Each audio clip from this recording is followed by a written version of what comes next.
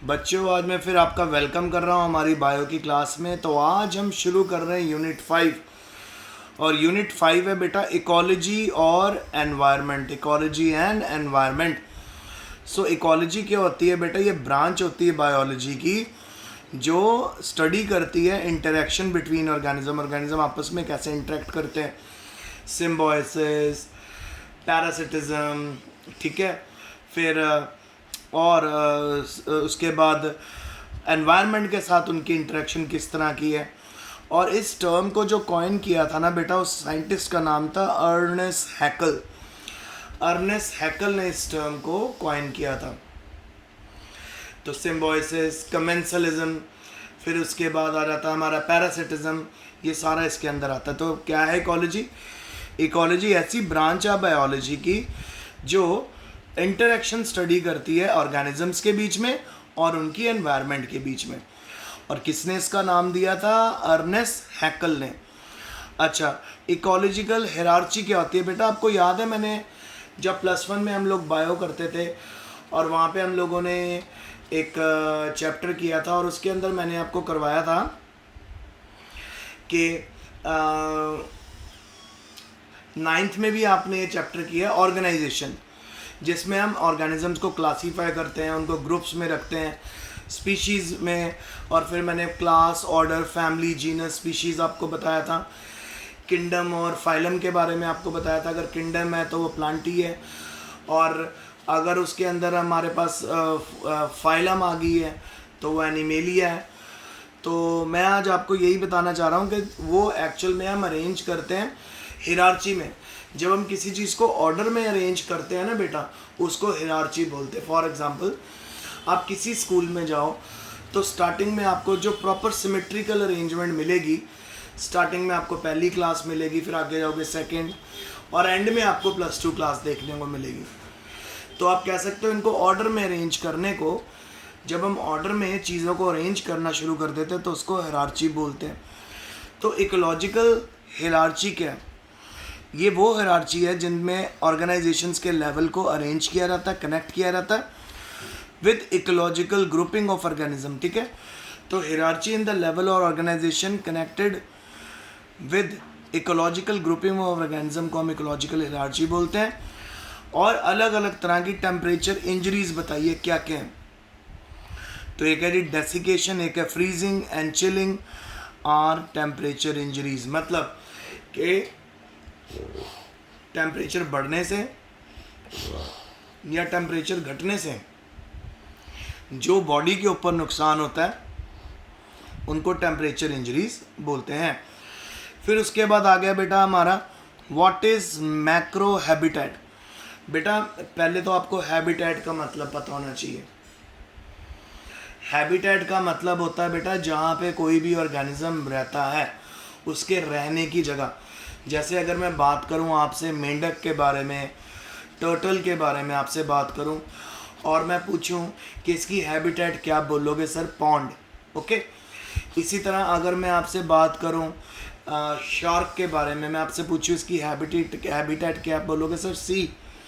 और इसी तरह अगर मैं आपसे बात करूं स्नेक्स के बारे में, लिजर्ड्स के बारे में, स्कॉर्पियंस के बारे में, ठीक है, और मैं आपको पूछूं कि इनकी हैबिटेट क्या, तो आप बोलोगे जी ज़ीरोफिटिक हैबिटेट, मतलब ऐसी जगह जहाँ पे पानी और पानी की कमी है, ठीक है। ज़ीरोफिटिक एरिया यानी डेजर्ट यानी रेगिस्तान। तो मैक्रो हैबिटेट क्या? जब ढेर सारी हैबिटेट इकट्ठी हो जाती हैं, वो इकट्ठी मिलके बनाती हैं मैक्रो हैबिटेट, ठीक है। So large habitat example land habitat are called macro habitat. Environment condition differ from one place to place. So macro habitat में आपको अलग अलग एनवायरमेंटल कंडीशंस देखने को मिलेंगी। इतना बड़ा एरिया बेटा कवर होगा कि आपको उसके अंदर पहले तो आपको मिलेगा टेरेस्ट्रियल एरिया, फिर आगे जाओगे तो आपको माउंटेन एरिया में मिलेगा, और आगे जाओगे तो आपको डेजर्टेड एरिया भी मिल जाएगा। तो आपको टेम्परेचर रेंज डिफरेंट मिलेगी, इस करके आपको एनवायरनमेंट भी डिफरेंट देखने को मिल जाएगी। टेरेस्ट्रियल रेंज में जाओगे तो वहाँ पे आपको नॉर्मल प्लांट मिलेंगे जो हमारे घर के आसपास होते हैं। अगर माउंटेन रेंज में जाओगे तो आपको डिफरेंट प्लांट्स मिलेंगे। अगर ज़ीरोफिटिक रेंज में जाओगे आपको कैक्टस जैसे प्लांट मिलने लग जाएंगे जिनमें लीव्स थॉर्न्स में कन्वर्ट हो गए हैं। So what is macro habitat? Large habitat जिसके अंदर ढेर सारी हैबिटेट इकट्ठी की गई होती हैं, और लैंड हैबिटेट को मैक्रो हैबिटेट कह सकते हैं। ठीक है, क्योंकि लैंड अलग अलग जगह वेरी करता है ना, कहीं पे माउंटेन है। Are you done? Okay, keep it here, I will check and then I will call you. फिर उसके बाद हमारे पास आ गया drink full glass of water. Now law of tolerance क्या है, सॉरी, फिर उसके बाद आ गया बेटा हमारे पास what do you mean by ecological succession से आपका क्या मतलब है। तो देखो बेटा, the definite sequence of city communities in the same place over a period of time is called ecological succession. एक सेम प्लेस के अंदर आपको सीक्वेंस जब देखने को मिलता है कम्युनिटीज़ का, तो उसको हम बोलते हैं इकोलॉजिकल सक्सेशन। फिर जी व्हाट इज इंसिस्टमेंट, इंसिस्टमेंट क्या है? It is the formation of hard and chitinous covering which act as a protective coat called cyst. So बेटा, जब कोई भी ऑर्गेनिज्म अपने आप को अनफेवरेबल कंडीशन से बचाना चाहता है, तो वो उस दौरान अपनी बॉडी के अराउंड एक हार्ड कोटिंग बना लेता है। और ये जो हार्ड कोटिंग होती है बेटा, इनको इंसिस्टमेंट बोलते हैं, मतलब अपने अराउंड हार्ड शेल बना लेना, सिस्ट बना लेना। आप सभी जानते हो जो अमीबा है, अगर हम अमीबा को नोटिस करें तो अमीबा आपको पता बाइनरी फ्यूजन से डिवाइड करता है। पर बेटा ये होती है अमीबा फेवरेबल कंडीशन में। जब अमीबा अनफेवरेबल कंडीशन में होता है ना, तो बेटा वो अपने अराउंड सिस्ट बना लेता है, एक हार्ड कवरिंग बना लेता है, कोट बना लेता है, प्रोटेक्टिव कोट, और उसके अंदर वो मल्टीपल फ्यूजन से डिवाइड होता है। एक अमीबा में ढेर सारे फ्रैगमेंट्स बन जाते हैं, और वो बेटा ढेर सारे फ्रैगमेंट्स आगे किस में बड़े होकर निकलते हैं? अमीबा में। ढेर सारे अमीबा बन जाते हैं, यानी एक ही अमीबा में ढेर सारे पार्ट्स डिवाइड हो गए और हर पार्ट एक नए अमीबा में कन्वर्ट हो गया। तो इसको इंसिस्टमेंट बोलते हैं कि अनफेवरेबल कंडीशन में जब कोई भी ऑर्गेनिज्म अपने अराउंड एक प्रोटेक्टिव कोटिंग बना ले, उसको इंसिस्टमेंट बोलते हैं। और जब फेवरेबल कंडीशन आती है तो ये जो सिस्ट है ना बेटा, ये अपने आप गायब हो जाती है। क्यों बनाई सिस्ट? प्रोटेक्ट करने के लिए डेंजरस कंडीशंस में। फिर उसके बाद आ गया बेटा व्हाट आर माइक्रोथर्मल ऑर्गेनिज्म। माइक्रोथर्मल ऑर्गेनिजम्स कौन से होते हैं? वो ऑर्गेनिज्म जो मॉडरेट समर में रहते हैं, टेम्परेचर में रहते हैं, और लो विंटर टेम्परेचर में रहते हैं, उनको हम माइक्रोथर्मल ऑर्गेनिजम्स बोलते हैं।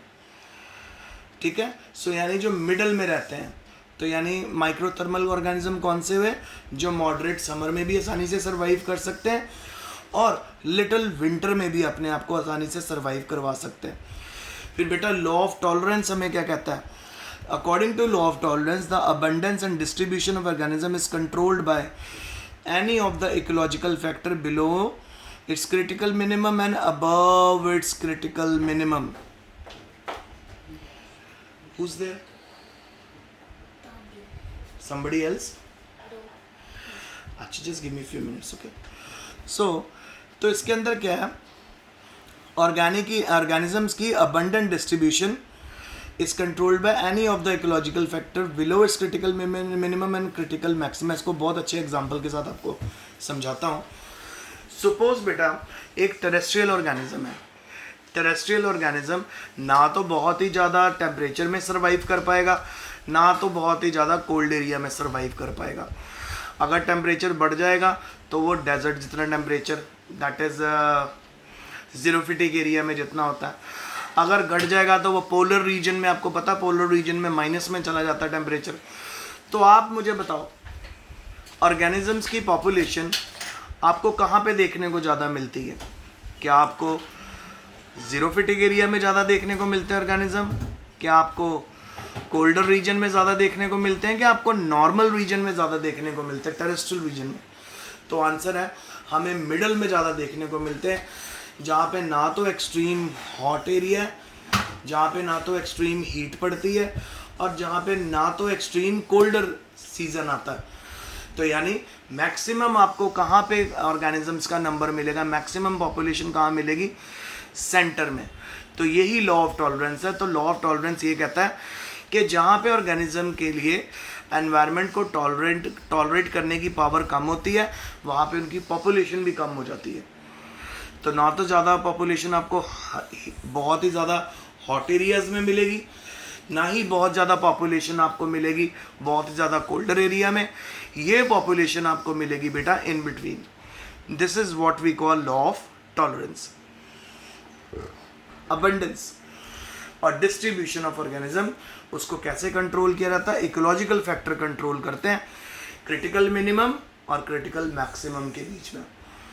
तो बेस्ट आपको सबसे ज़्यादा कैनोपी और पॉपुलेशन और डाइवर्सिटी इन दोनों एरियाज़ में नहीं मिलेगी, ज़्यादातर आपको टेरेस्ट्रियल एरिया में मिलेगी जहाँ पे बैलेंस है टेम्परेचर और बाकी एनवायरमेंटल फैक्टर भी। फिर बेटा आगे आ गया, what is the most significant adaptation of hydrophytes. जो ऑर्गेनिज्म पानी में रहते हैं उनकी सबसे इम्पोर्टेंट अडेप्टेशन क्या है? तो उनकी सबसे इम्पोर्टेंट हाइड्रोफाइट्स की अडेप्टेशन है कि उन सब की जो बॉडी है वो कवर रहती है हमेशा म्यूसिलेज से, ठीक है, to protect them from epiphytes. Epiphytes से बचने के लिए उनकी बॉडी हमेशा आपको वैक्सी कोटिंग के साथ मिलेगी ताकि उनकी बॉडी पानी के अंदर गले भी ना और वो आराम से सर्वाइव कर सके। प्लांट्स और एनिमल जितने भी आपको हाइड्रोफाइट्स मिलेंगे पानी में, उनके ऊपर ये कोटिंग जरूर होगी।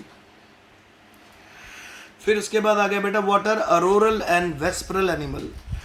अरोरल एनिमल्स वो होते हैं जो रात के समय एक्टिव होते हैं, ठीक है। तो रात के समय आपको मिलेंगे बबलाकस, और आपको मिलेगी बेटा आउल, और आपको मिलेगा कहते हैं जिसको अपना बैट मिलेगी आपको रात को। सो इस तरह के कॉकरोचेस भी रात को ज़्यादा आपको देखेंगे, लाइट को नहीं फॉलो करते ये। सो जितने ऑर्गेनिज्म आपको रात को मिलेंगे उन सबको हम रखेंगे डॉन पीरियड में, और वो कहलाते हैं ऑरोरल एनिमल, ठीक है। और इनको आर्बोरियल एनिमल भी बोलते हैं। क्या बोलते हैं बेटा? Arboreal animals. फिर उसके बाद आ गया जी वेस्परल एनिमल। कौन से हैं? ये वो एनिमल्स हैं जो दिन के समय एक्टिव रहते हैं। Those animals which are active in the day time, light के अंदर जो एक्टिव रहते हैं। सो इसकी एग्जांपल है बेटा रैबिट। बहुत इंपॉर्टेंट है, आपको अपने कितने रैबिट्स को देखा होगा, बर्ड्स को लगा लो। सो आपको पता है बर्ड्स के बारे में भी आपको बताता हूँ कि बर्ड्स रात को कहीं पे भी मूव नहीं करती। और बेटा जितनी भी बर्ड्स होती हैं ना, वो रात के समय एक ही जगह खड़ी हो जाती हैं, रुक जाती हैं। रीज़न क्योंकि बर्ड्स में मैक्सिमम बेटा कोन सेल्स होते हैं, रॉड सेल्स नहीं होते।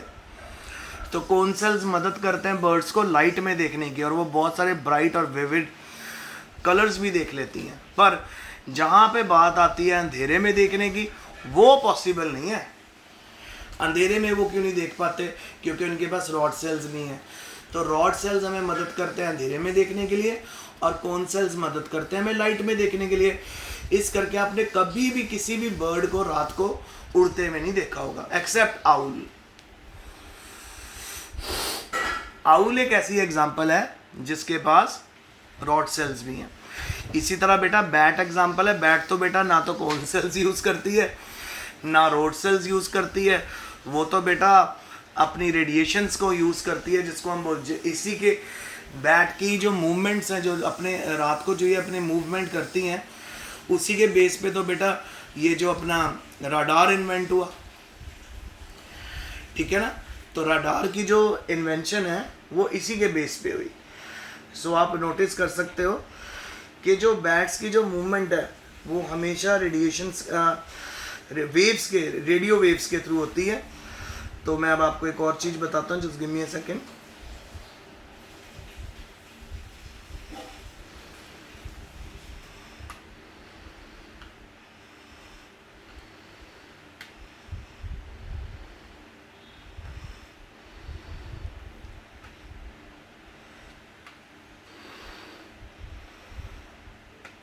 तो बेटा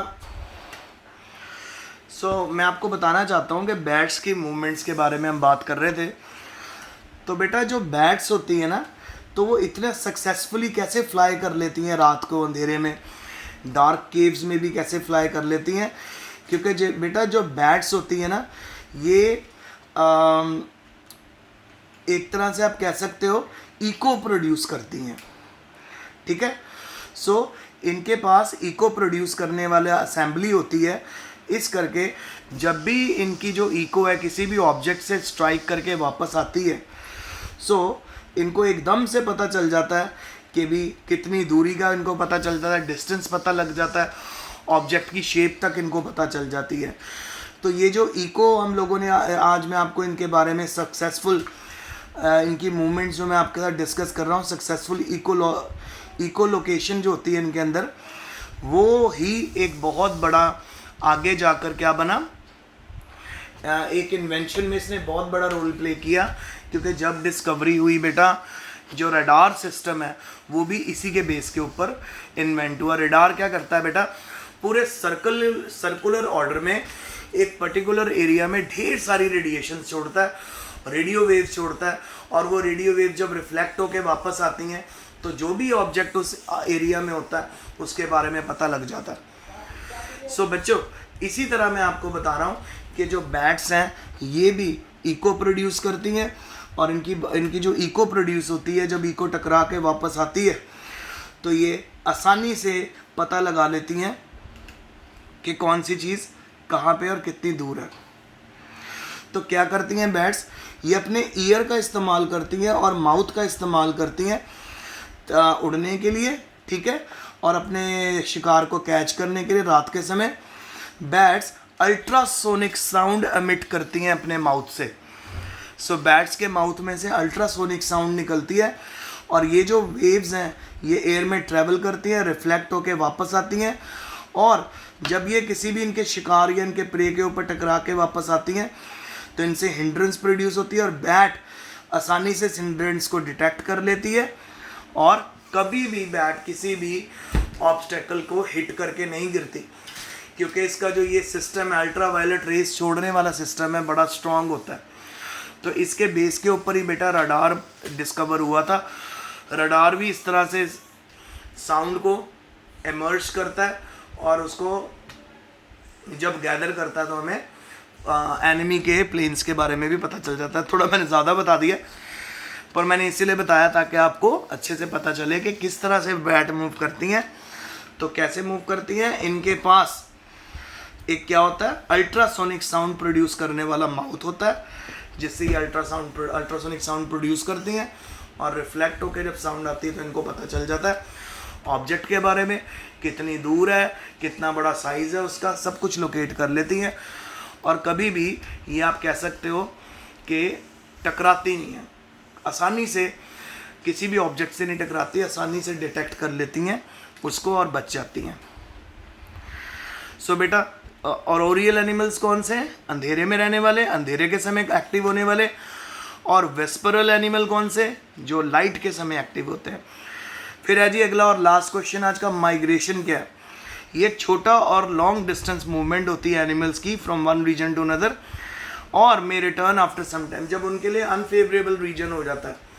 तो जैसे बर्ड्स होती है वो एक जगह से माइग्रेट करके दूसरी जगह चली जाती हैं, और जब फेवरेबल कंडीशन आती तो वो वापस आ जाती है। तो बेटा ये आज का लेक्चर यहीं तक था, आई होप आपको समझ आया होगा।